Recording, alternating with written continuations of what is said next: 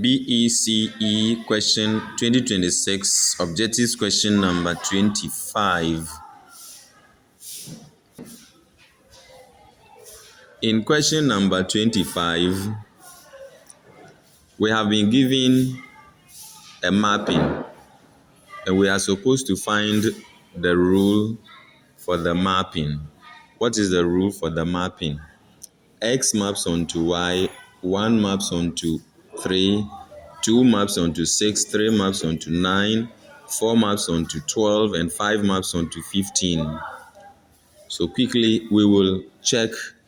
There are 3 basic ways of finding the rule of a mapping, which include the inspection method. So you will inspect what relationship exists between the domains and the codomains. What happened to Y? 1, so that it became 3. What happened to 2 so that it became 6? What happened to 3 so that it became 9? What happened to 4 so that it became 12? And what happened to 5 so that it became 15? We are not seeing anything like square numbers, cube numbers, multiples of the members of the domain to give us the codomain and so on and so forth. Okay. So when we inspect for just 10 seconds and we don't see any answer, it is advisable to resort to the linear method of difference. To use the linear method of difference, you will check whether there is a constant difference in the domain and there is a constant difference in the codomain. So for instance, 2 minus 1 is 1, 3 minus 2 is 1, 4 minus 3 is 1, 5 minus 4 is 1. Okay, so there is constant difference on 1 in the domain. Let's come to the codomain. 6 minus 3 is 3. 9 minus 6 is 3. 12 minus 9 is 3. And 15 minus 12 is also 3. So there is constant difference of 3 in the codomain. Because there is a constant difference in the domain and constant difference in the codomain, we can use the linear method of difference to find the rule of the mapping.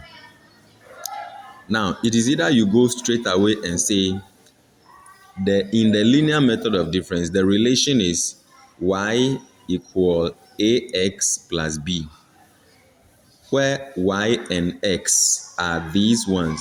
X, this is for x, this is for y, x, y, x, y, x, y, x, y. So now a is going to be the gradient. In the equation of a straight line of linear graph, a is the same as the m over there. So to find the a, we say it is the change in the y members, which means the change in the codomain, element in the codomain, and then the x is the change in the element of the domain. So in this case, we are going to say that any of them that we take. So for instance, I have taken this one. So it means that my change in y2 minus y1 will be 9 minus 6.